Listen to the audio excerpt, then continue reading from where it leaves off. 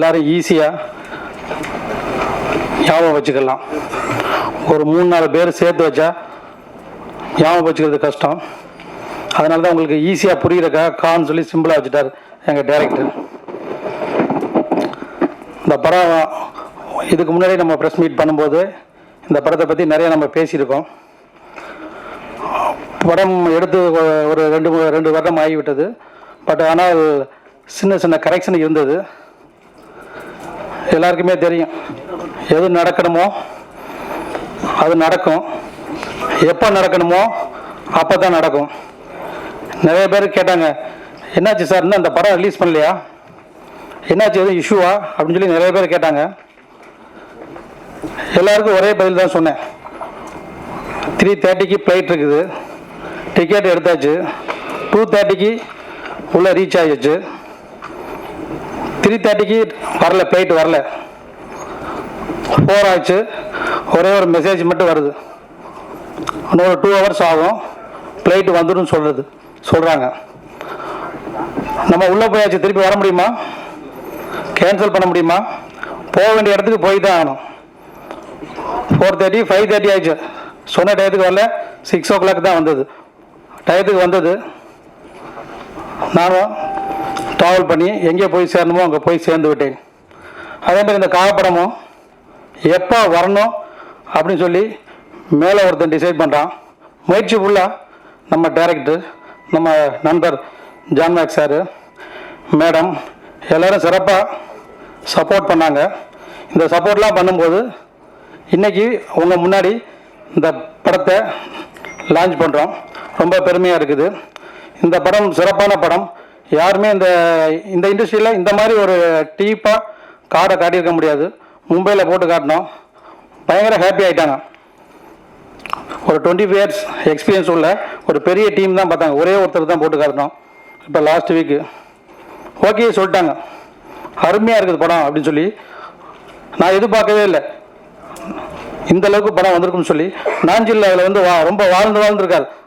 நாங்கள் கூட ஆரம்பத்தில் படம் பார்க்கும்போது கொஞ்சம் லைட்டாக ஸ்லோவாக இருக்கிற மாதிரி தெரிஞ்சது. பட் போக போக பார்த்தீங்கன்னா ரொம்ப விறுவிறுப்பாக கொண்டு போனார். நான் எதிர்பார்க்கவே இல்லை, படம் ரொம்ப அருமையாக வந்திருக்குது. பட்டு நாஞ்சிலுக்கு ரொம்ப நன்றி. அந்த படத்துக்கு ஃபுல் சப்போர்ட் பண்ண மேடம் ஆண்ட்ரியா மேடத்துக்கு ரொம்ப நன்றி. நம்ம ஜான் மேக்ஸ் சார் எவ்வளவோ வாழ்க்கையில் படம் வந்துகிட்டே தான் இருக்கும். அவர் எடுக்கிற ஒவ்வொரு படமும் அவருக்குன்னு பார்த்தோன்னா நல்ல படமாக அமைஞ்சு போகுது. மைனா கொடுத்தாரு, சாட்டை கொடுத்தாரு. இந்த படம்லாம் இவ்வளவு கலெக்ஷன் ஆகுமான்னு சொல்லி யாருமே எதிர்பார்க்கல. அந்த அளவுக்கு சிறப்பாக கொடுத்தவர். அந்த நம்பிக்கையின் பேரில் இந்த காப்படமும் எடுத்திருக்காரு. இது முடிஞ்சதுக்கப்புறம் இன்னொரு படம் சம்பவம்னு ஒன்று பண்ணியிருக்காரு, அதுவும் சிறப்பாக பண்ணியிருக்காரு. இந்த காப்படத்துக்கு சப்போர்ட்டாக இருந்த அனைத்து உள்ளங்களுக்கும், இங்கு வந்திருக்கும் நல்ல உள்ளங்களுக்கும் மனமார்ந்த வாழ்த்துக்கள், நன்றிகள். தேங்க்யூ. மனமார்ந்த நன்றியை தெரிவித்துக் கொள்றேன். என்னன்னா, அவர் எடுக்கும் போதெல்லாம் பார்த்தீங்கன்னா ரொம்ப ரிஸ்கான இடம் எல்லாமே. அது உள்ளெல்லாம் போகவே முடியல. ஃபர்ஸ்ட் மாஸ்டர் போய் பாருங்க எப்படி இருக்கு, ஏன்னா ஆபீஸ்லாம் பண்ணணும், போய் பாருங்க கொள்ளுங்கன்னு சொல்லிட்டு நிறைய அதுல நிறைய பண்ண முடியல. அந்த மாதிரி இடத்துலலாம் போயிட்டு ரொம்ப ரிஸ்க் எடுத்து இந்த படம் டைரக்டர் பண்ணியிருக்காரு. அவர் ஒரு ஷாட்டுமே வைக்கும் போதெல்லாம் பார்த்தீங்கன்னா அவ்வளோ அழகா இருக்கும், எல்லாமே நல்லா பண்ணியிருக்காரு. கண்டிப்பா இந்த படம் பெரிய வெற்றி ஆகணும்னு நம்பிக்கை இருக்கு. இந்த வாய்ப்பு கொடுத்த டைரக்டருக்கும் ப்ரொடியூசருக்கும் மனமார்ந்த நன்றியை தெரியுது. வச்சதுக்கு காரணம் என்னவா இருக்குன்னா, என்னோட பெர்ஸ்பெக்டிவ் என்னன்னா, கா ஒரு அக்ஷரம், மாறாத ஒரு எழுத்து, ஆல்பபெட்ஸ் மாதிரி ஏபிசிடியில் மாதிரி கா. ஸோ காலேருந்து வந்தது தான் கடல், காதல், காடு எல்லாமே. உங்களுக்கு அது அனதர் வேர்ட், அந்த லெட்டர் சேரும்போது it becomes a word. So இந்த பாட்டில் பாலா சார் ரொம்ப நல்லா எழுதியிருப்பார். ஆதியும் காடு தான், அந்தமும் காடு தான், நம்மளை வாழ வைக்கும் சாமி நீதான் அப்படின்ட்டு அந்த காடை வர்ணிச்சிருப்பார். ரொம்ப நல்ல எழுத்தது. அதே டியூனுக்கு தான் இன்னொன்னு எழுதிருப்பார் அவரு. பஞ்சபூதம்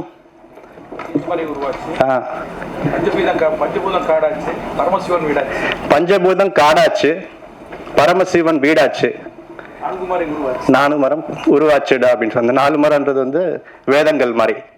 ஸோ இதோட ஹிஸ்ட்ரி அது இருக்கிறதுனால தான் இது மாறாத ஒரு விஷயம். இதை யார் தடுக்கணும்னு நினைச்சாலும் எடுக்கணும்னு நினைச்சாலும் அது மாறாது. அதோட ரிசல்ட் அது கொடுத்துக்கிட்டே இருக்கும். ஸோ இவ்வளோ ஒரு டீப்பான தாட் இந்த படத்தில் அவர் ஸ்டார்டிங் அந்த வேர்ட்லேயே வச்சு இதை பியூட்டிஃபுல்லாக எடுத்திருக்காரு. இன்னொரு இந்த கதையோட அம்சம் பார்த்தீங்கன்னா கூட நம்ம பிஃபோர் நம்ம இந்த ராமர் ஆல் த டெய்டிஸ் நம்ம கும்பிடுறதுக்கு முன்னாடி we used to pray to forest god, thunder god, lightning god. எல்லா கல்ச்சர்ஸ்லையுமே இருந்திருக்குது. நம்ம ஹிந்துவில் மட்டும் இல்லாமல், இந்தியனில் மட்டும் இல்லாமல், சைனீஸ், இஜிப்சியன் கல்ச்சர்ஸில் எல்லா கல்ச்சர்ஸ்லையுமே we used to pray to those as gods. So அதனால இந்த கேரக்டர் கூட வந்து ஹீரோயின் இல்லாமல் ஆண்ட்ரியா மேடமோட டெபிக்ஷன் பார்த்தீங்கன்னா வந்து வனதுர்கே தான் நம்ம எல்லாருமே கும்பிட்டுருக்கோம். So it's depiction of that force. அந்த ஃபோர்ஸ் வந்து அவங்க ரொம்ப பியூட்டிஃபுல்லாக போர்ட்ரே பண்ணியிருக்காங்க. அண்ட் அந்த கிரைம் சப்ஜெக்ட் மாதிரி அவர் வச்சிருக்காரு. ஆக்சுவலாக சூப்பர்ஃபிஷியலாக அந்த படம் பார்த்தீங்கன்னா கிரைம் மாதிரி இருக்கும், உள்ள காட்டுக்குள்ள ஒரு ஃபைட் அண்ட் கில்லிங் மர்டர்லாம் இருக்கிற மாதிரி. பட் யுனைடெட் நேஷன்ஸோட இப்போ இந்த செல்ஃப் சஸ்டைனபிள் டெவலப்மெண்ட் கோல்ஸில் பார்த்தீங்கன்னா சேவ் ட்ரீஸ் தான் இருக்குது. ஸோ அந்த விதத்தில் வந்து அவர் அந்த கதையை பார்த்தீங்கன்னா அந்த மர்டர் கில்லிங்கை வந்து மரங்களை டெபிக்ட் பண்ணுற மாதிரி பியூட்டிஃபுல்லாக அதை கமர்ஷியலைஸ் பண்ணியிருக்காரு. மரங்களை வெட்டாதீங்க அப்படின்றது வந்து மேடம் ஆண்ட்ரியா அவங்க கூட பார்த்தீங்கன்னா as a photographer, wildlife photographer and wildlife activist மாதிரி she's for the society she is telling good message. பரவாயில்லை. எனது அருமை நண்பர் இந்த படத்தின் தயாரிப்பாளர் ஜான் மேக்ஸ் அவர்களுக்கு எனது உளமார்ந்த நன்றியையும் வணக்கத்தையும் தெரிவித்துக் கொள்கிறேன். மேலும் என்னுடைய வார்த்தைகளுக்கு வலு சேர்த்து உயிர் சேர்த்து உங்களிடம் ஒப்படைத்திருக்கிற எனது அருமை நண்பர் சுந்தர் சி பாபு அவர்களுக்கு என் ஆயுளை நான் அர்ப்பணிக்கிறேன். காரணம், பெரும் அச்சுக்களில் மட்டுமே என்னுடைய எழுத்துக்களை பார்த்து கொண்டிருந்த நான் இந்த எழுத்துக்களை உயிராக்கி கல்லில் மீது ராமனின் கால் பட்டதால் அது அகலிகை ஆனது மாதிரி என்னுடைய எழுத்துக்கள் மீது நண்பர் சுந்தர் சி பாபு அவர்களின் இசைப்பட்டதால் இன்று உங்கள் முன் உயிராயிருக்கிறது. என்னை பொறுத்தவரையில் இதுவும் ஒரு வகை வெற்றிதான். இந்த வெற்றியை என்னை ஈன்ற என் தாய் இங்கு அமர்ந்திருக்கிறாள், அவருடைய பாதத்தில் நான் சமர்ப்பிக்கிறேன். ஒரு மகனாக என்னுடைய ஒவ்வொரு பிழையிலும், என்னுடைய ஒவ்வொரு வளர்ச்சியிலும் இருந்து கொண்டிருக்கிற என்னுடைய தந்தை வடிவில் இங்கு சினிமாவுக்காக போராடி கொண்டிருக்கிற என் அண்ணன் நவீன் சித்தாராமன் அவர்கள் என்னுடைய பாதத்தில் கூட நான் சமர்ப்பிக்கிறேன். ஒன்றே ஒன்று உங்களிடம் சொல்லிக்கொள்ள ஆசைப்படுகிறேன். இதனுடைய வரலாறு பார்த்தீங்கன்னா ரொம்ப சாதாரணமா இருக்கும். சினிமாவில் ஜெயிக்கணுங்கிறதுக்காக நான் சில பேருடைய வழக்குகளை எடுப்பது உண்டு. ஆனால் எல்லோரும் சினிமாக்காரர்கள் என்னை வழக்கறிஞராகத்தான் பார்த்தார்களே தவிர ஒருவர் கூட என்னை பாடலாசிரியராகவோ கவிஞராகவோ பார்க்கவில்லை. முதலில் பார்த்தது நண்பர் ஜான் மேக்ஸ் அவர்கள் மட்டும்தான்.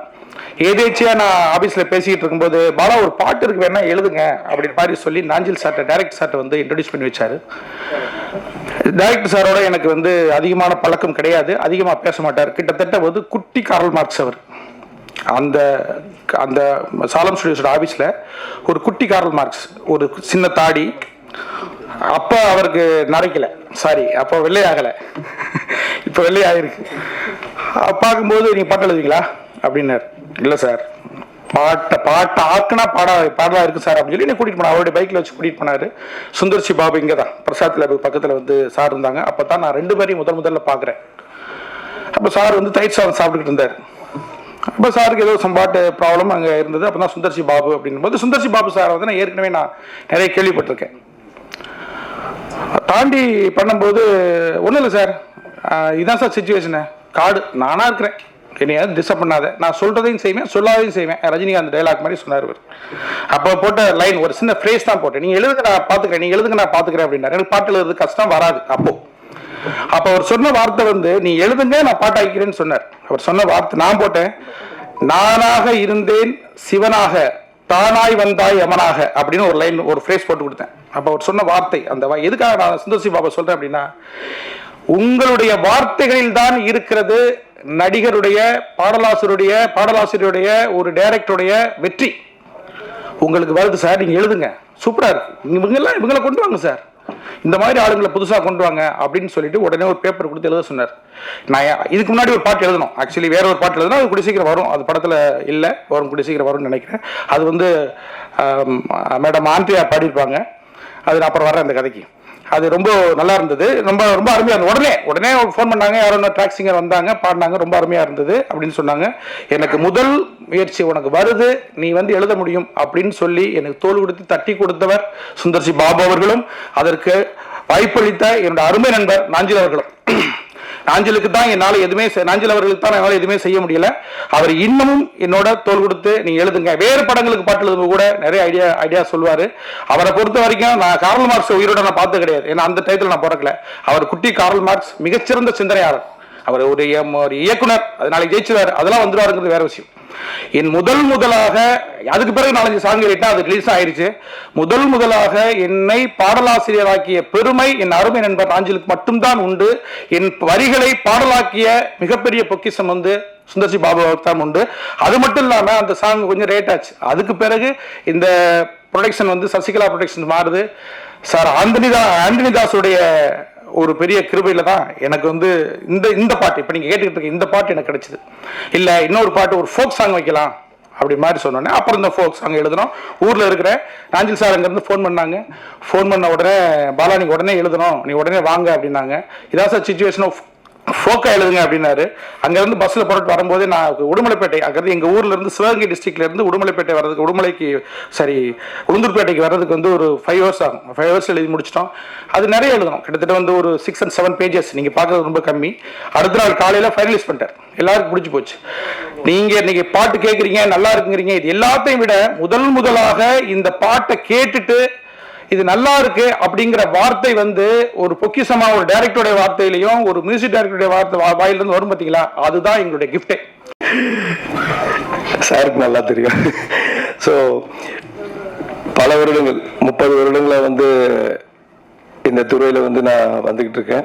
ஸோ சின்ன திரை பெரிய திரை இப்படியே மாறி ஸோ இன்னைக்கு வந்து ஒரு பெரிய வாய்ப்பு வாழ்க்கை கிடைக்கும் அப்படின்ற ஒரு எண்ணத்தில் எனக்கு வந்து வாய்ப்பு கொடுத்த ஜான் மேக்ஸ் சார் அவர்களுக்கும் டைரக்டர் நாஞ்சில் சார் அவர்களுக்கும் என்னுடைய பணிவான வணக்கங்களை தான் தெரிவித்துக் கொள்கிறேன். ஏன்னா இப்ப எங்களை மாதிரி ஆட்கள் வந்து நாங்க சின்ன திரை தான் அப்படின்னு முத்திரையை வைக்காம எங்களுக்கும் வந்து நிறைய படங்கள் கிடைக்கும், நாங்களும் பெரிய கேரக்டர்ஸ் பண்ண முடியும், பெரிய லெவல்ல வர முடியும் அப்படின்ற நம்பிக்கை வந்து எங்களுக்கு கொடுத்தது சார் தான். ஸோ இன்னைக்கு ஆண்டனிதாஸ் சார் கூட எடுத்திருக்காரு இந்த படத்தை. ஸோ நல்லபடியா இந்த படம் ரிலீஸ் ஆகி அது எல்லாமே உங்ககிட்ட தான் இருக்கு. இன்னைக்கு நீங்க எழுதுற எழுத்துக்கள் அதுக்கு வந்து வலிமை அதிகம். ஒரு படத்தோட வெற்றி வந்து உங்களுடைய எழுத்துக்கள்ல தான் இருக்கு. ஸோ எப்படி இருக்கு, எப்படி வந்திருக்கு அப்படி நீங்க கொடுக்கறத வச்சுதான் இன்னைக்கு வந்து சோசியல் மீடியாவோட பவர் அந்த அளவுக்கு இருக்கு. ஒரு சின்ன ரீல் போட்டா கூட அதோட வந்து மில்லியன்ஸ் கணக்குல வந்து இன்னைக்கு நாங்க சின்ன திரையில் நாங்க பண்றோம். ஸோ மில்லியன் கணக்குல வந்து அதுக்கு வந்து போகுது, அதுக்கு அவ்வளவு வேல்யூ இருக்கு. ஸோ உங்ககிட்ட தான் இன்னைக்கு நீங்க தான் வந்து கடவுள் மாதிரி. ஸோ நீங்க எழுதுற எழுத்துக்கள் வந்து இந்த படம் எந்த அளவுக்கு இருக்கு அப்படிங்கறத வந்து வெளியே கொண்டு வரப்போகுது. ஸோ கண்டிப்பா இது ஒரு வெற்றி படம் தான். ஏன்னா காட்டுக்கும் ஜான் மேக்ஸ் சாருக்கும் நிறைய தொடர்பு உண்டுன்னு நினைக்கிறேன். ஸோ அவர் எடுக்கிற இந்த காடு சம்பந்தப்பட்ட எல்லா விஷயங்களுமே வந்து சூப்பர் டூப்பர் ஹிட் ஆயிருக்கு. மைனா அதுக்கு ஒரு எக்ஸாம்பிள். ஸோ கண்டிப்பா காடு இப்போ ஆண்ட்ரியா மேடம் வந்து பண்ணியிருக்காங்க. ஸோ ஒரு சூப்பர் ஹீரோயினா பண்ணியிருக்காங்க அதுல. ஸோ நீங்க வந்து அவங்களை ஒரு வித்தியாசமான படைப்புல பார்க்கலாம். நாஞ்சில் சாரோட படைப்பு வந்து நாஞ்சில் அவர்கள் இந்த படத்தை சுமந்து கொண்டு பல வருடங்களாக தன்னுடைய அர்ப்பணிப்பை முழு மூச்சாக செலுத்தியிருக்கிறார். ஏதோ சினிமாவுக்கு வந்தோம் படம் பண்றோம் அப்படின்ற உணர்வுகள் இல்லாமல், எந்த ஒரு பிரதிபலனும் எதிர்பார்க்காமல் தானே அந்த நம்மளை நம்பி எடுத்திருக்கக்கூடிய இந்த படம் வெளியே வர வேண்டும் என்பதில் மிக ஆணித்தரமாக தொடர்ந்து இன்று வரை அந்த படத்திற்காக உழைத்துக் கொண்டே இருக்கிறார். அப்படி இருக்கக்கூடிய இயக்குனர்கள் இருந்தால் மட்டுமே அந்த படைப்புகள் வெளியே வருகிறது. ஒரு தயாரிப்பாளர்களுக்கு ஒரு இயக்குனர் தான் பொக்கிஷம். இயக்குனர்கள் தடுமாற்றத்தை உருவாக்கினால் அந்த படம் வெளிவருவதிலே பல சிரமங்கள் இருக்கிறது. ஆனால் ஜான் மேக்ஸ் சார் அவர்களுக்கு கிடைத்த இயக்குனர்களில் நாஞ்சில் அவர்கள் எனக்கு தெரிந்து முழு மூச்சாக இந்த படத்தில் 24 மணி நேரம் வேலை செய்திருக்கிறார். தன்னை அர்ப்பணித்திருக்கிறார். தன் படைப்பு இப்படிதான் இருக்க வேண்டும் என்று எதற்கும் காம்ப்ரமைஸ் இல்லாமல் அந்த படத்தை எடுத்து முடித்திருக்கிறார். அந்த படத்தை மிக உயிரோட்டமுள்ள ஒரு படமாக காட்டு பகுதியில் இசையை உருவாக்கி, காடே ஒரு இசையால் இருக்கும், போய் என்னென்ன சில்லு சில்லுன்னு இருக்கும். ஆனால் அந்த காட்டில் எடுக்கப்பட்ட படத்திற்கே ஒரு இசையை மிக தெள்ள தெளிவாக தொடர்ந்து இதற்காக நூற்றுக்கணக்கான நாட்களை அர்ப்பணித்து ஒவ்வொரு இசைக்கோர்வையும் மிக தெளிவாக வடிவமைத்து கொடுக்கக்கூடிய என்னுடைய நண்பர் சுந்தர் சி பாபு அவர்களும் இந்த படத்தினுடைய ஒரு உயிர் நாடி. ஒரு நல்ல படங்கள் வெளியே வருவது ரொம்ப கஷ்டம், நல்ல படம் எடுக்கிறது அதை விட கஷ்டம். ஆனால் அப்படி ஒரு நல்ல படம், இந்த படத்திற்கு கண்டிப்பாக தமிழக அரசாங்க விருது உண்டு. ஏனால் நாட்டில் மலையை பாதுகாப்பதில் எப்படி நாம் பேசிக் கொண்டிருக்கிறோமோ அதுபோல இதில் ஒரு அழுத்தமான ஒரு கதை இருக்கிறது. மைனாவுக்கு பிறகு இந்த படம் ஒரு சிறந்த படைப்பாக இருக்கும். எவ்வளவு பெரிய கதைகள் இருந்தாலும் அந்த கதைக்கு உயிரோட்டத்தை நிறுத்தக்கூடிய ஒரு நடிகர் நடிகைகள் தேவைப்படுகிறார்கள். மக்களிடத்திலே கொண்டு போய் சேர்ப்பதற்குள்ளே அந்த படத்தை வெளியே தூக்கி எறியக்கூடிய இந்த காலகட்டத்தில் அந்த படத்திற்கு ஆண்ட்ரியா அவர்கள் ஒரு பலத்தை சேர்த்திருக்கிறார். அதே போல் அந்த படத்தில் ஒரு புதுமுக ஹீரோன்னு சொல்லலாம், கேரக்டர் ஆர்டிஸ்ட் தான். அவர் பார்க்கும்போது அப்படி தெரியாது. நானே பல நாள் பார்த்துருக்கேன். ஆனால் படம் பார்க்கும்போது இவருக்குள்ள ஒரு நடிப்பு இப்படி இருக்கா அப்படின்றப்பல நீங்கள் டைலரில் பார்த்துருப்பீங்க. இந்த படத்துக்கு அவர் பெரிய பலமாக இருக்கும். ஒரு யதார்த்தமான ஒரு மனிதர்கள் எப்படி இருப்பாங்களோ அப்படி ஒரு யதார்த்தமான ஒரு போலீஸ் கான்ஸ்டபிளா ரொம்ப அழகாக நடிச்சிருப்பாப்ப அந்த தம்பி. இதெல்லாம் ஒரு பெரிய பலம். சலீம் கோஸுடைய பர்ஃபார்மன்ஸ் நம்ம சொல்ல தேவையில்லை. அப்படிப்பட்ட மாபெரும் நடிகர் அவரெல்லாம் அந்த படத்தில் அப்படியே மிரட்டியிருக்கார். இப்படி தொடர்ந்து ஒரு படங்கள் கஷ்டப்பட்டு தன் உழைப்பை செலுத்தி மிக தெள்ள தெளிவாக எல்லாரும் சேர்ந்து ஒர்க் பண்ணி இந்த படத்தை கொண்டு வரும்போது இந்த படம் மட்டும் இல்லை, எந்த படமாகவும் அது வெற்றி படமாக அமையும். அந்த வரிசையில் ஜான் மேக்ஸ் சார் அவர்களுக்கு இந்த படம் ஒரு மாபெரும் வெற்றி படமாக அமைய இருக்கிறது. இந்த இசை விளையாட்டுக்கு மிகவும் சிறப்பு சேர்த்துக் கொண்டிருக்கக்கூடிய, நாம் எல்லாம் தமிழ் சினிமாவுக்கு வருவதற்கு வழிகாட்டியாக இருந்த திரு பாக்கியராஜ் சார் அவர்களுக்கும் இயக்குனர் சங்கத்தினுடைய தலைவர் அண்ணன் உதயகுமார் அவர்களுக்கும் இங்கு நன்றி சொல்ல கடமைப்பட்டிருக்கிறோம். ஏன்னா ஒரு படத்தை ப்ரொமோட் பண்றதுக்கு யாருமே இல்லை. ஏன்னா ஒரு படங்கள் எடுத்தால் அந்த படத்தை இருந்து நம்ம கொண்டு போய் எல்லாருமே சினிமாவில் இருக்க கொண்டு போய் சேர்த்தா தான் அது போய் வெளி உலகத்துக்கே தெரியுது. அப்படி இந்த மேடையை அலங்கரித்துக் கொண்டிருக்கூடிய அனைவருக்கும் நன்றி சொல்லி, வெற்றி பெறும். ஜான்மேகர் உழைப்பு அத்தனையும் கிடைக்கும். நிச்சயம் வெற்றி பெறும். எல்லாம் வாழ்த்துறேன், வெற்றி பெற வாழ்த்துறாங்க. நன்றிங்க. என்பது காடை குறுக்கும். இந்த காடுனாவே இது கஷ்டமான விஷயம். உள்ள நுழைஞ்சு வெளியே வருது. It's very difficult task. நான் காட்டில் எல்லாம் கூட கொஞ்சம் படம் எடுத்திருக்கேன். இந்த உறுதிமொழி படம் எடுக்கும்போது ஒருத்தர் ஒரு யானையை பார்க்க போறேன்ட்டு போன ஒரு ஆளே காணோம் நைட்டெல்லாம். அப்புறம் அவனை தேடி கண்டுபிடிச்சா அடுத்த நாள் காலையில் வெறும் ஜட்டி பனியனோட வந்தான். வந்துட்டு நம்ம உயிரை கையில் பிடிச்சிட்டு போனவன் போயிட்டானேன்னு நான் சொன்னா ஒரு விஷயத்த, யானைகிட்ட இருந்து எப்படி தப்பிக்கிறதுன்றது நான் புக்கில் எல்லாம் படிச்சிருக்கேனே, அது ப்ராக்டிக்கலாக நான் செஞ்சு பார்த்தேன். அவர் என்னோட அசிஸ்டன்ட் டைரக்டர். நான் உன்னை பெட்டி படிக்கலாம் தூக்கி கிளம்புடா, உன்னை ஒரு நைட்டு விட்டுட்டு நான் பட்ட பாட அவஸ்தை எனக்கு தான் தெரியும்.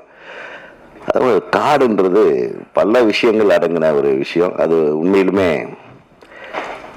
காடுங்கிறது ஒரு தனி சொர்க்கம்.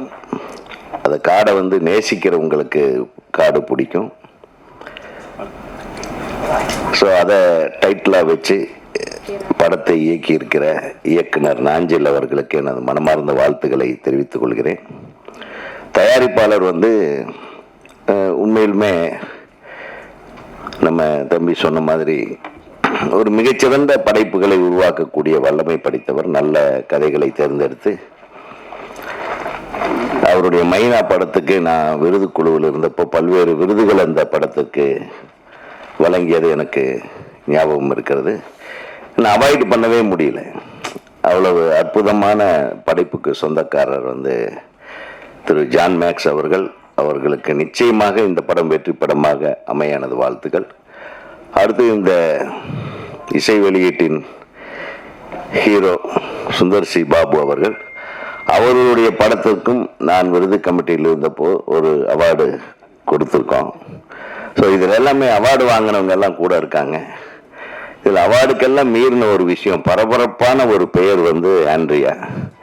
நான் அவங்களை இப்போதான் ஃபர்ஸ்ட், அதுவும் பக்கத்திலே உட்கார்ற வாய்ப்பு கிடைச்சதுக்கு ஜான் மேக்ஸ் அவர்களுக்கு நன்றியை தெரியுது. அவர் இடத்த விட்டு கொடுத்து என்ன உட்கார வச்சாரு.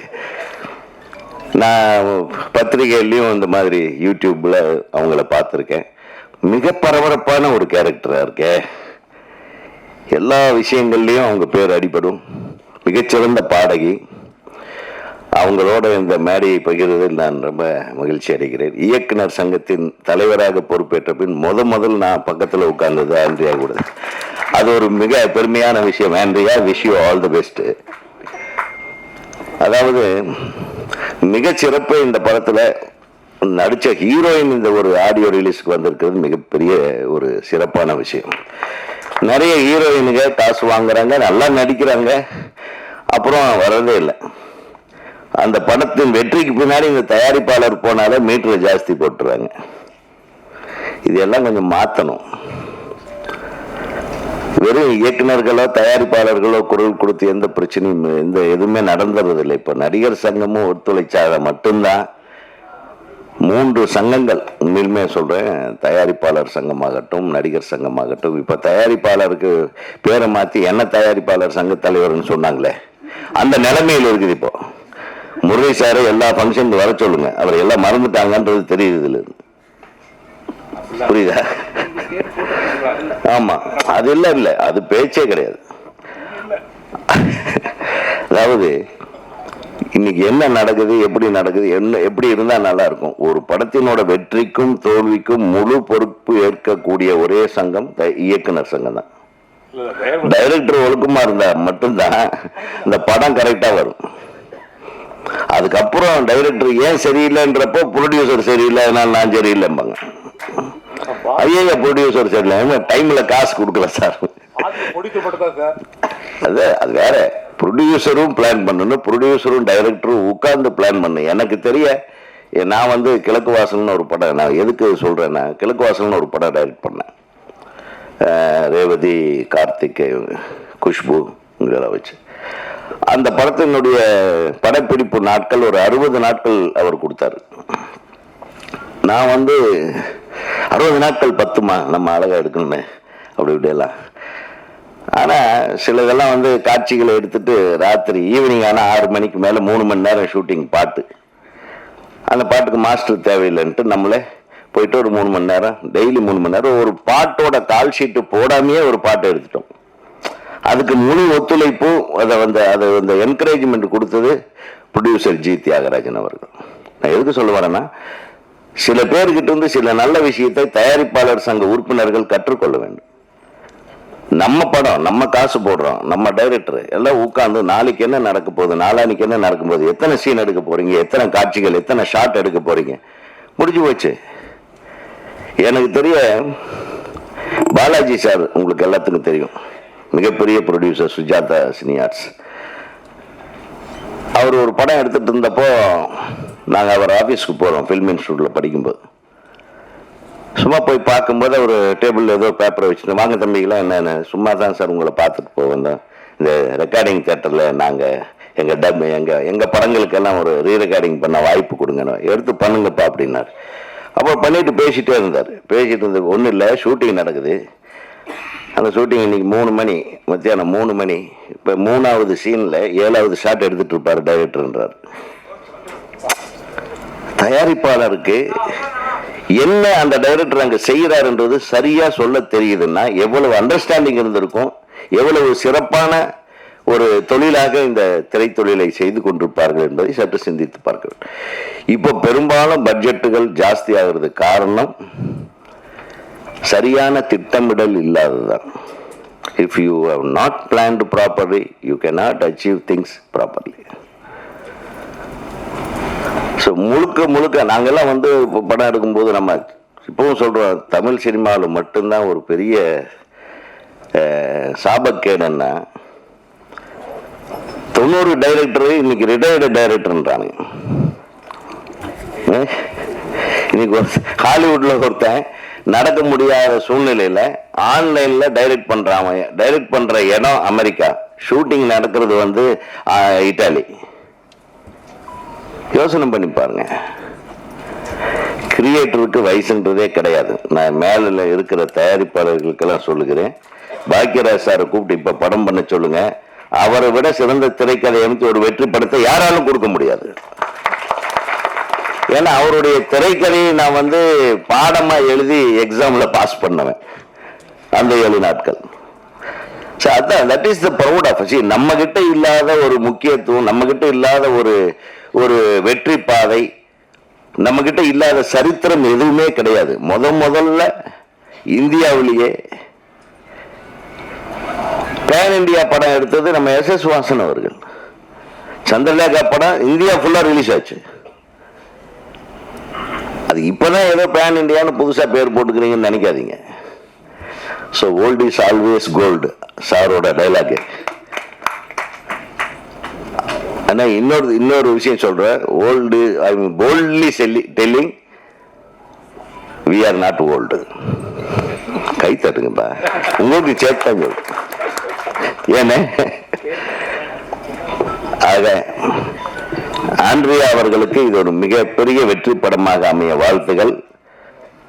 ஒரு வித்தியாசமான திரைக்களத்தில் ஒரு வித்தியாசமான திரைப்படத்தை எடுத்திருக்கும் ஜான் மேக்ஸ் அவர்களுக்கு எனது மனமார்ந்த வாழ்த்துக்களை தெரிவித்துக் கொண்டு, அதற்காக தான் செய்கிற அந்த தொழிலையும் பார்த்து கொண்டு சினிமாவுக்கு முதலீடு பண்ணி டப்பிங் தேட்டர் படங்களை ரிலீஸ் பண்றது போன்ற வேகம் புதுசா வந்திருக்காரு. அவர் நல்லா இருக்கணும், அவர் போட்ட பணம் திருப்பி கிடைக்கணும், அப்போதான் பல படங்கள் உருவாகும். ஆகவே அந்த இருவரும் கூட நடித்த அழகிய தமிழ் மகள் ஆண்ட்ரியா. நான் உள்ளபடியே இதுவரைக்கும் ஆண்ட்ரியா தமிழ் பொண்ணுன்னு நினைக்கல. நான் இப்பதான் கேட்டேன், அம்மா உங்க லேங்குவேஜ் கொஞ்சம் பயந்து தான் கேட்டேன். பிறந்த இடம் எதுன்னு சென்னைன்னுச்சு. அப்பா எங்க வேலை பார்த்தாரு, ஹைகோர்ட்ல. கொஞ்சம் ஒரு அடி தள்ளி உட்காந்துட்டேன். தமிழ் நம்முடைய சகோதரிகள், நம்முடைய குழந்தைகள், முதல்ல தமிழுக்கு முக்கியத்துவம் தமிழகத்தில் தர வேண்டும். தமிழில் பஞ்சம் ஹீரோவோ ஹீரோயினியோ டைரக்டரோ டெக்னீஷியன்ஸோ தயாரிப்பாளரோ பஞ்சம் ஏற்பட்டால் தெலுங்கு தமிழ் மலையாளம் எடுக்கலாம், எல்லாம் நம்ம சகோதரர்கள் தான். ஆனா தமிழை விட்டுட்டு அதர் லாங்குவேஜ் ஹீரோயினை தேடுவது. அற்புதமான நடிகை. நான் நம்மளுடைய ஜெயம் ரவி நடித்தார் ஒரு படம், முதல் படம். அந்த படத்துல அந்த நடிச்சிருக்காங்கன்னு நினைக்கிறேன். இல்லம்மா இல்லம்மா சிலருக்கு கொடுக்க முடியல, அதுக்கு ஸ்பான்சர் கொடுத்தவங்களுடைய பணம் வரல. அதுதான் காரணம். தொழிலாளிக்கு எங்க ஆட்கள் யாருமே துரோகம் பண்ண மாட்டான். தொழிலாளி நல்லா இருந்தா சினிமா நல்லா இருக்குன்னு அர்த்தம். ஆக அத சிலர் காசு கொடுத்து சில சவுக்குகளை பேச வைக்கிறாங்க. இந்த ஷவுக்குன்னு ஒண்ணுமே தெரியாது, ஆனா எல்லாம் உலகமே தெரிஞ்ச மாதிரி, அவரு தான் புரோக்கர் வேலை பார்த்து பணம் வாங்கி கொடுத்த மாதிரி, அவரு கண்டபடி இந்த விழாவை டாக்டர் கலைஞர் அவர்களுக்கு தமிழ் திரையுலகம் நன்றி கடன் பட்டிருக்கிறது. அதனாலே இந்த விழா எடுப்பது எங்களுக்கு சிறப்பு. அவர் காலமெல்லாம் நாங்க நன்றி சொல்லலாம். மானியம் சிறு முதலீட்டு பட தயாரிப்பாளர்களுக்கு முதல் தந்தவர் அவர்.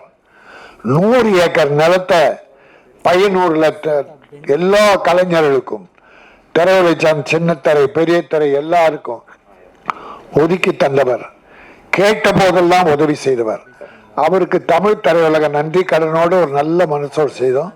அன்னைக்கு மழை வேற, பல சிரமங்களுக்கிடையே அற்புதமா பண்ணா, யார்கிட்டயே கூலி வாங்கிட்டு ரொம்ப தவறா. அது மட்டும் இல்லைங்க, தமிழகத்து முதல்வர் மு.க. ஸ்டாலின் தளபதி அவர்களை தமிழக மக்கள் தேர்ந்தெடுத்து ஒரு நல்லாட்சி நடக்குது. இப்போ கூட அந்த விழாவில் சிறப்பு என்னன்னா, பூந்தமல்லியில் ஒரு 140 ஏக்கர் 450 கோடி செலவில் ஹைதராபாத் ஃபிலிம் சிட்டி மாதிரி ராமோஜிராவ் ஃபிலிம் சிட்டியை விட பிரமாதமாக பூந்தமல்லியில் உருவாக்கி தரேன்னு அந்த விழாவில் முதல்வர் நமக்கு வாக்குறுதி கொடுத்துருக்காரு. எவ்வளோ பெரிய விஷயம் சினிமாவுக்கு. எங்கெங்கே ஹைதராபாத் ஓடுறோம், பூந்தமல்லினா எவ்வளோ நல்லா இருக்கும் நம்ம சினிமாக்காரருக்கு. இதையெல்லாம் பெருமையாக நினைச்சா, யாரோ காசு கொடுத்தா வாங்கிட்டு கண்டபடி முதல்வரை சொல்றாரு. தமிழக முதல்வரை திறமையே கிடையாது, திறமையற்ற முதல்வர் ராஜினாமா பண்ணிட்டு அவர் பிள்ளைகிட்ட ஒப்படைக்கிட்டோம், இல்லை இன்னொரு கிட்ட. நீ யார் அதை சொல்ல? உனக்கு என்ன தகுதி இருக்கு சினிமாவை பற்றி பேச என்பதை ஒரு நன்றி கடனா. ஏன்னா டாக்டர் கலைஞர் அவர்களை குறை சொல்ல யாருக்கும் தகுதி கிடையாது. அதனால இந்த வாய்ப்பை தமிழ் திரையுலகம் சேர்ந்து நடத்துகிற என் தம்பி ஜான் மேக்ஸ் ஆண்டனி, அந்த விழா என்பதாலே இதை நான் ஒரு கருத்தா சொல்லணும்னு நினைச்சேன். அதனால் என் கருத்தை சொல்லிவிட்டேன். ஒரு காட்சி ஊடகம் அது ஒரு அனுபவத்தை தான் கொடுக்கும். அந்த அனுபவத்துலேருந்து நீங்கள் ஒன்று எடுத்துப்பீங்க. அது உங்களுது. படைப்பு என்னதாக இருக்கலாம், ரசனை உங்களுது, தேர்வு உங்களுது, தேடல் உங்களுது, அறிவு உங்களுது. நீங்கள் அதை எப்படி எடுத்துக்கிறீங்கன்னு நான் பார்க்க ஆவலாக இருக்கேன். அவ்வளோதான். நான் எந்த மெசேஜும் மெசேஜ் சொல்லக்கூடாது. சினிமாவோட வேலை அது இல்லை. நான் நம்புகிறேன். மற்றவங்க எப்படி நம்புகிறாங்கன்னு தெரில. அப்படி பார்த்தா தர்சோஸ்கி எந்த மெசேஜ் சொன்னார்? நம்ம அனுபவம் தான். சினிமாங்கிறது ஒரு அனுபவம், தியானங்கிறது ஒரு அனுபவம், அதுபோல் சினிமாங்கிறது ஒரு அனுபவம். அப்புறம் நன்றி சொல்லணும்னா, நான் ஆண்ட்ரியா அவர்கள் அந்த படத்தோட தொடக்க புள்ளியிலேருந்து இந்த நிமிடம் வரைக்கும் கூட நிற்கிறாங்க, மோரல் சப்போர்ட்டாக இருக்காங்க. அப்புறம் சரிங்க சார், அந்த படம் கதை சொல்ல சார் நீங்கள் பண்ணணும். சரிங்க தெரியும் உங்களுக்கு, லெஜண்ட் தியேட்டர் ஆர்டிஸ்ட். சொல்ல போனேன், இல்லை எனக்கு தியேட்டரே போதும், நான் சினிமா வேணாம், நீ என்ன, நான் அங்கே ராஜாவாக இருக்கேன், அங்கே போய் நீ சினிமாவில் கூச்சத்துக்கு வச்சுருவீங்க. இல்லை சார் உங்களை எதுவும் இல்லை, வேணாம், எனக்கு சினிமாவே வேணாம், நான் தேட்டர் தான் எனக்கு பிடிச்சிருக்குப்பா, இங்கே நான் ராஜா, இங்கே ஆர்டிஸ்ட் ராஜா, சினிமாங்கிறது டைரக்டர் மீடியா, அங்கே நீ சொல்லணும், நான் எதாவது பண்ணணும், வேணான்னாரு. இல்லை சார் நீங்கள் கதை கேளுங்க, கதையெல்லாம் கேட்க முடியாதுன்னாரு. இல்லை சார் திரும்ப ஃபோன் பண்ணுவேன், இல்லை சார் நீங்கள் பண்ணணும். கடைசியில் சரி நான் கதை கேட்கல, நீ ஒரு வாட்டி அவங்க கூட பேசணும்னாரு. சரி பேசுகிறேண்ணா. ஒரு மணி நேரம் பேச்சு ஆரம்பித்து பேசி அன்னைக்கு ஃபுல்லாக எனக்கு என்ன சினிமா தெரியும், அந்த சினிமா நான் எப்படி புரிஞ்சு வச்சுருக்கேன்னு அவருக்கு தெரிஞ்சுக்கணும். சரி சார், நான் சினிமாவை நான் எப்படி புரிஞ்சு வச்சுருக்கேன்னா அதை புரிய வச்சேன். அவருக்கு பிடிச்சிருந்துச்சு. எனக்கு பிடிச்ச டேரக்டர்ஸ் எல்லாம் யாருன்னு கேட்டார். நான் எனக்கு பிடிச்சவங்க யாருன்னு சொன்னேன். அப்புறம் தான் ஒத்துக்கிட்டார். அப்புறமும் கதை கேட்கல. சார் கதைலாம் வேணாம், நீ பண்ணுவேன் நம்பிக்கை இருக்குன்னாரு. சரி கடைசியில் தான் வசனம் மட்டும் என்கிட்ட கேட்டார். நீ ஏதாவது வாயில் வர்ற டைலாக்லாம் இருந்தால் நான் பேச மாட்டேன் சொல்லிக்கோ. எனக்கு கொஞ்சம் அது ஒரு ஈகோ ஆயிடுச்சு. என்ன அது பேச மாட்டேன், நான் சொல்கிறதா நீங்கள் பேச போகிறீங்கன்னு. கடைசி வர நாளைக்கு ஷூட்டிங்னா இன்றைக்கி வர டைலாக் கொடுக்கல. எனக்கு ஒரு அந்த ஈகோ வந்துடுச்சு. நான் சொல்கிறதா சார் பேசுவீங்க, சரி பார்ப்போம், நீ சொல்கிற நான் பேசுகிறேன்னா பார்ப்பேன். மறுநாள் வந்தார், டைலாக்லாம் கொடுத்தேன். சரி ஒன்றுமே சொல்ல திமிரு அப்படி தான் சொன்னார். பேசிட்டார், ரொம்ப திமிரு அவனுக்குன்னு சொன்னார். அப்புறம் டப்பிங் முடிஞ்சிச்சு. டப்பிங் முடிஞ்சு போகும்போது திரும்ப சொன்னார், இனி பாம்பே பக்கம் வந்துடாத கதை சொல்லிட்டுனாரு. சார் என்ன படம் பிடிக்கலையாண்ணே? இல்லை நீ கதையும் சொல்லாத, பாம்பே பக்கம் வராத, டேட்டு மட்டும் கேளு, நான் வந்துடுறேன்னு. ஓகே, அதுதான் எனக்கு அவ்வளோதான். ஏன்னா எனக்கு அவர் ரொம்ப பிடிக்கும். ஏன்னா அவர் குழந்தை மாதிரி, அவருக்கு ரொம்ப கோவிச்சுப்பார். அவங்க பயமுறுத்தினாங்க. இங்கே உண்மையை சொல்ல போனால் அவரோட பர்சனல் மேக்கப் அண்ட் பர்சனல் அந்த லெவலில் உள்ளவங்களாம் பயமுடிச்சு. என்ன அவரா, ஐயோ உங்களால் ஹேண்டில் பண்ண முடியாதுங்க, ஃபஸ்ட்டு படம் முடியாதுன்னாங்க. இல்லை சார் நான் பண்ணிப்பேன், கலைங்கிறதே அன்பு தானே, வெறுப்பு இல்லையே, அது என்னால் முடியும், அன்புன்னு ஒன்று இருக்குல்ல நம்மக்கிட்ட. சரி தினமும் முத்தம் கொடுப்பேன். ஷார்ட் முடிஞ்சாலும் அவர் கட்டி பிடிச்சி முத்தம் கொடுக்கணும். அப்போ தான் அவருக்கு அது ஒரு குழந்தை மாதிரி அவர். சரி அப்படி ஹேண்டில் பண்ணி அப்படியே முடிச்சிட்டேன். மிஸ் பண்ணுறோம். அப்புறம் என்னென்னா ஒரு உண்மை இல்லை, அது மறைச்சிட்டேன். அதுக்கு இன்னைக்கு கடைசி வரை திட்டாரு.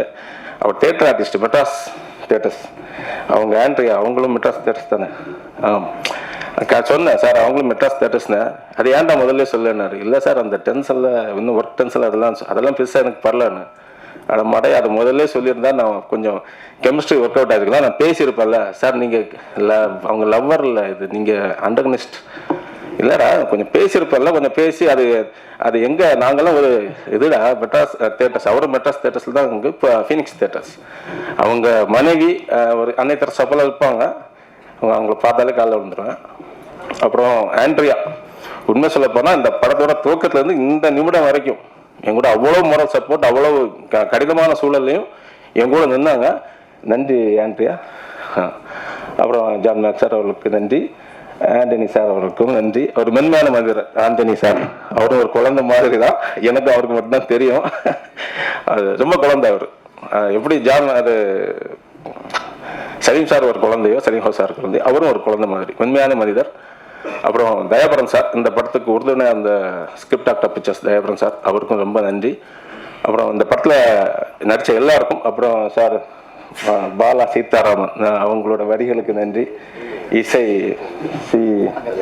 ஆமாம் சுந்தர் சி பாபு சாருக்கு நன்றி.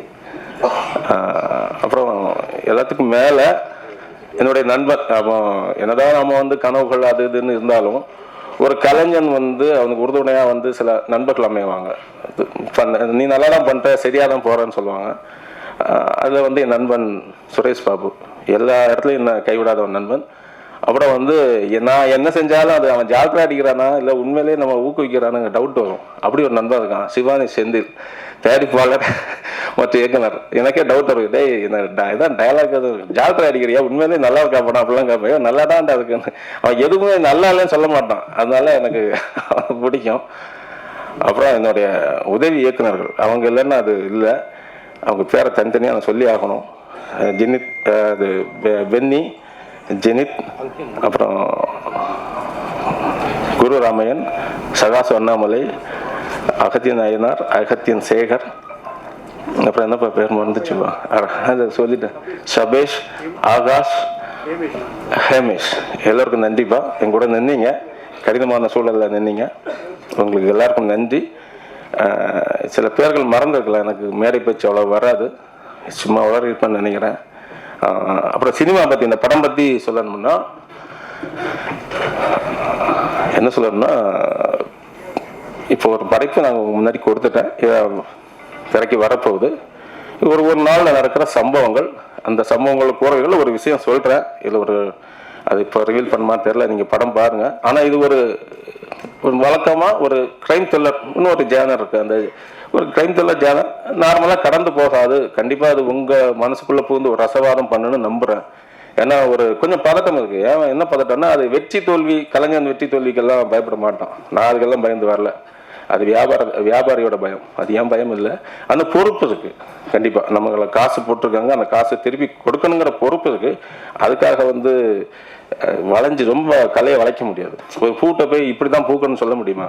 அது பூக்கும், உங்களுக்கு பிடிச்சிருந்தா எடுத்து சூடிங்க, இல்லாட்டா விட்டுட்டு போயிடணும் இல்லையா? அதுபோல் தான் கலைஞன். இந்த படம் இதை என்ன சொல்ல மறந்துட்டேன்.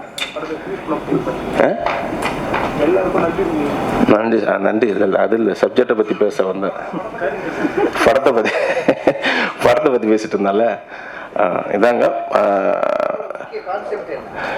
ஆக்சுவலி முதல்ல டைரக்டர் ரஞ்சில் பற்றி தான் பேசணும். இந்த படத்தை ரொம்ப போராடி எடுத்திருக்காரு, அதுக்கு ஒரு கைத்தட்டல். பிகாஸ்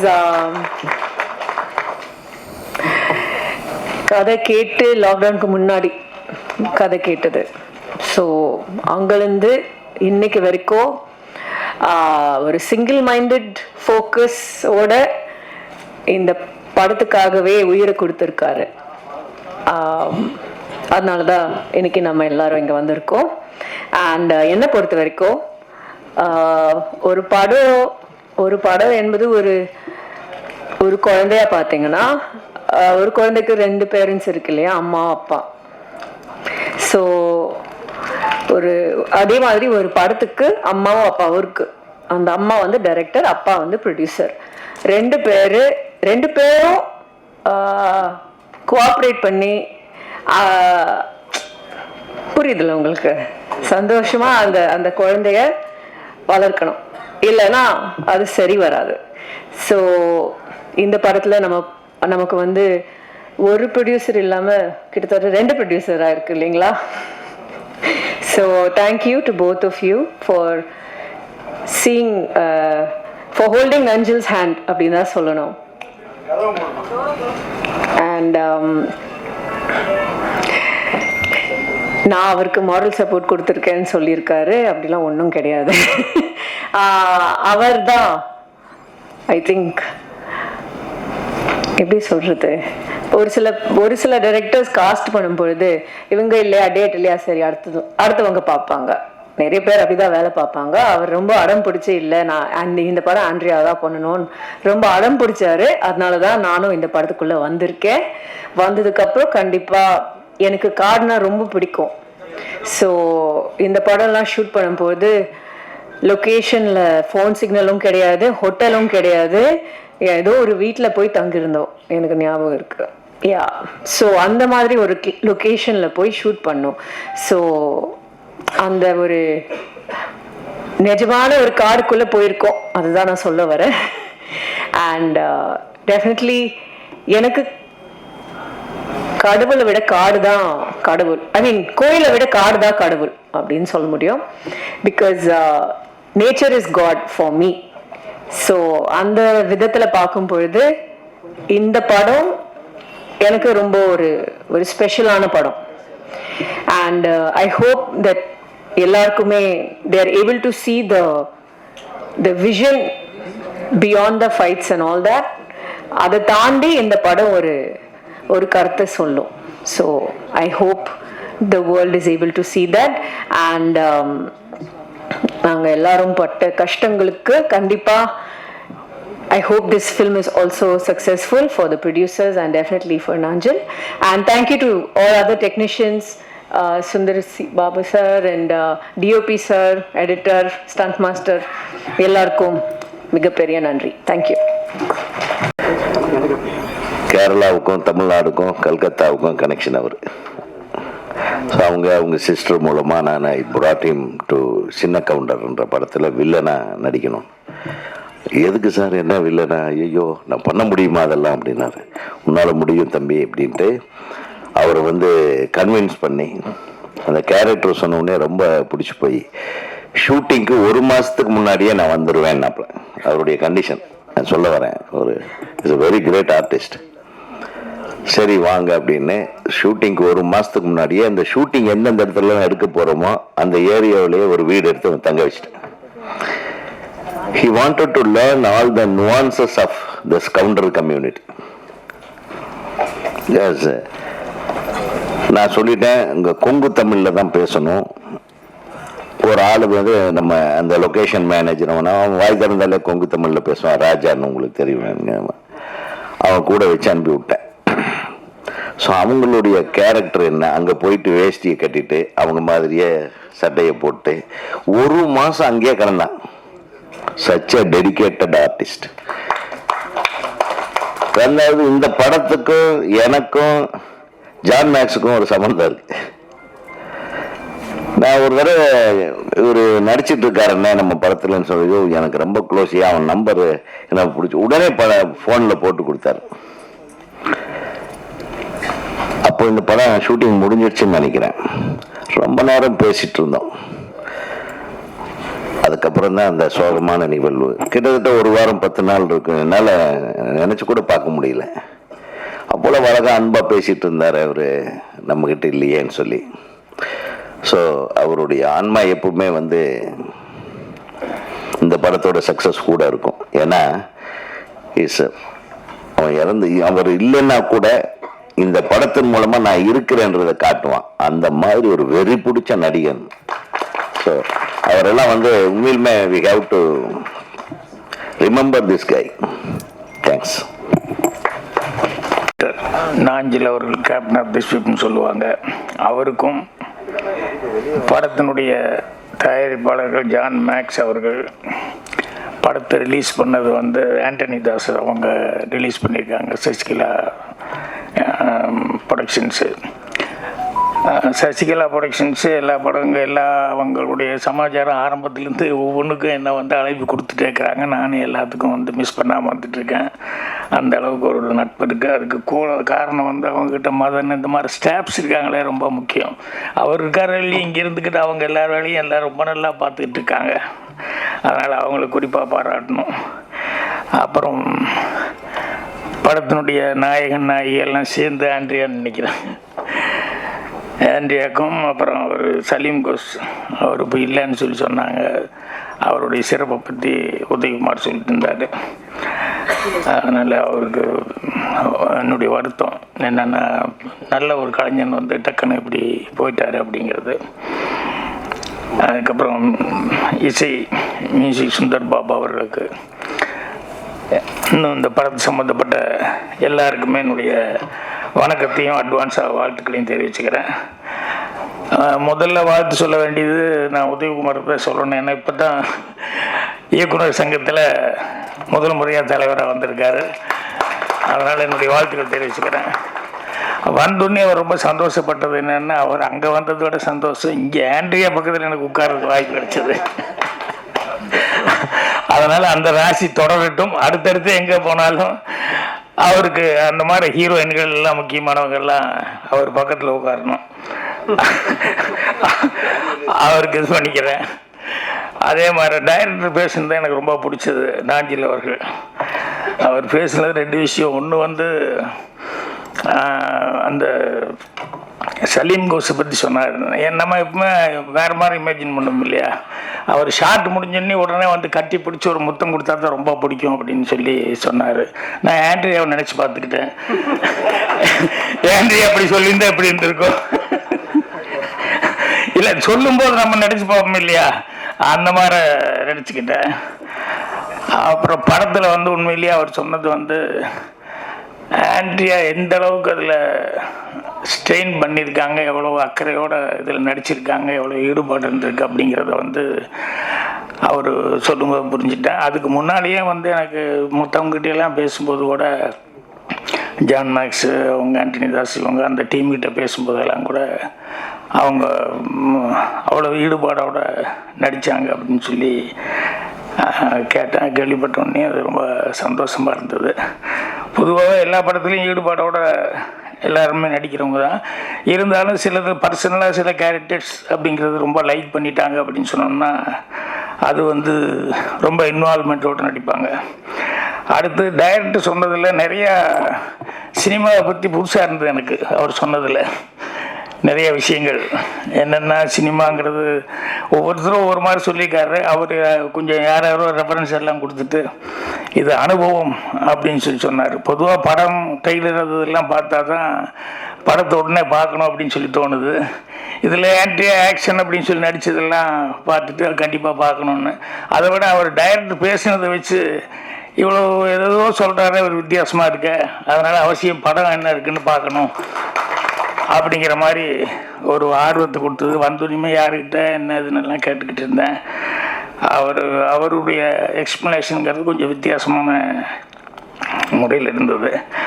இந்த படங்கள் இந்த மாதிரி படங்கள் காமார படங்கள் எல்லாம் வந்து அந்த காலத்தில் நான் ரொம்ப விஜயில் தான் நடித்து revolver Rita Kanchana confide Kanchana அந்த மாதிரி டப்பிங் படங்கள் தெலுங்கில் எடுத்து அது பூரா வந்து வரும். அதெல்லாம் மிஸ் பண்ணாமல் நான் பார்த்துருவேன். எப்பவுமே இந்த டப்பிங் படங்கள் தெலுங்குலேருந்து வர்றது ஃபைட் படம்னா எனக்கு ரொம்ப பிடிக்கும். அதனால் மிஸ் பண்ணாமல் காந்தாராவ படங்கள் இதெல்லாம் நான் பார்த்துக்கிட்டே இருப்பேன். அந்த மாதிரி அவங்க விஜய் லலிதா நடித்தாங்க. அதுக்கப்புறமா விஜய் லலிதாவுக்கு அப்புறம் வந்து அப்புறம் ஆக்ஷன் படங்கள் விஜய் சாந்தி கொஞ்சம் வேறு மாதிரி சோசியல் டைப்பில் வந்து விஜய் சாந்தி வந்து நடித்தாங்க. ஸோ விஜய் லலிதா வந்து பூரா கவுபாய் படங்கள் அந்த ஜாதியில் இருக்கும். விஜய் சாந்தி ஃபேமிலி ஓரியன்டாக செஞ்சாங்க. ஸோ எல்லாமே ரெண்டுமே லைக் பண்ணுற அளவுக்கு தான் இருந்தது. அப்போல்லாம் கர்ணன் டைரக்டர் தான் இந்த கவுபாய் படங்கள்னு சொல்லி இங்கிலீஷில் வர்ற படங்கள் பூரா அந்த மாதிரி டைப்பில் வந்து அந்த ஜாதியில் இங்கே படம் எடுக்கிறது, அந்த மாதிரி கண்ணெல்லாம் வச்சுட்டு எடுக்கிறது அப்படிங்கிறது அவர் கர்ணன் சார் படங்கள் தான்.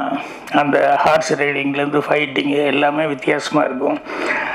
அது அந்த படங்கள்லாம் பார்த்தது. அதனால் இப்போது ஆண்ட்ரியா நடிச்சு இந்த படம் பார்க்கணும் அப்படின்னு. ஏன்னா நிறைய இந்த மாதிரி படங்கள்லாம் வந்து லேடி ஓரியன்டான படங்கள் இங்கிலீஷில் கூட நிறைய படம் இருக்குது. கில் பில்லா ஏதோ ஒரு படம், அது வந்து பார்ட் 1 பார்ட் 2 இப்படியெல்லாம் மாறி மாறி வந்தது. இனி ஒரு படம் வில்லியா ஒரு பொம்பளை நடிச்சிருப்பா, அவர் ஹீரோ நல்ல பாடி பில்டர், அவர் பேர் என்னமோ மறந்து போச்சு எனக்கு. அவர் வந்து ஒரு படத்தில் ஹீரோ, அந்த படத்தில் அவர் மேலே வந்து எங்கே போனாலும் ஒரு மர்டர் நடக்கும், அந்த மர்டர் வந்து அவர் மேலே அந்த சார்ஜ் வந்துடும், மர்டர் சார்ஜ். ஸோ அவர் அதில் போலீஸ்கிட்டேருந்து தப்பிச்சு ஓடிட்டு இருப்பார். அப்படி இங்கே வாங்க அங்கே வாங்க, உங்களுக்கு எதுக்காக என்னங்கிறதுல விளக்கம் சொல்கிறான்னு சொல்லிட்டு இவர் ஸ்பாட்டுக்கு போய் நிற்பார். போய் நிற்கிற இடத்துல பூரா பார்த்தீங்கன்னு சொன்னோம்னா மறுபடியும் மர்டர் நடக்கும், மறுபடியும் மாட்டிக்குவார். கடைசியில் கிளைமேக்ஸில் வந்து இது எல்லாத்துக்கும் காரணம் இத்தனை மர்டர்லாம் பண்ணதுன்னு சொல்லிட்டு அங்கே தான் ஒரு லேடி கொண்டு வருவாங்க. என்னென்னா அவங்க வந்து அதுக்கு முன்னால் நிறைய ஆக்ஷன் எல்லாம் வந்தது, அப்போ லேடினே தெரியாது. சில இடங்கள் தப்பிச்சு போகிற இடங்கள்லாம் அவ்வளோ நல்லா அந்த ஆக்ஷன் சீக்வன்ஸ் எல்லாம் இருந்தது. அதுக்கப்புறம் கிளைமேக்ஸில் வந்து அந்த லாஸ்ட்டு ஃபைட் சீக்வன்ஸ் வரும்போது அப்போ தான் ஓப்பனாக லேடின்னு காமிப்பாங்க. அவங்களுக்கு எல்லா ஸ்கில்லும் இருக்குது, ஏன்னா ஆர்மியில் வந்து வேலை பார்த்தவங்க அப்படின்னு சொல்லிட்டு. அந்த கிளைமேக்ஸ் ஃபைட்டெல்லாம் கூட ரொம்ப ஒரு ஓப்பன் டெரஸ், ரொம்ப பெரிய ஹைட்டான ஒரு பில்டிங்கில் மேலே நடக்கும்.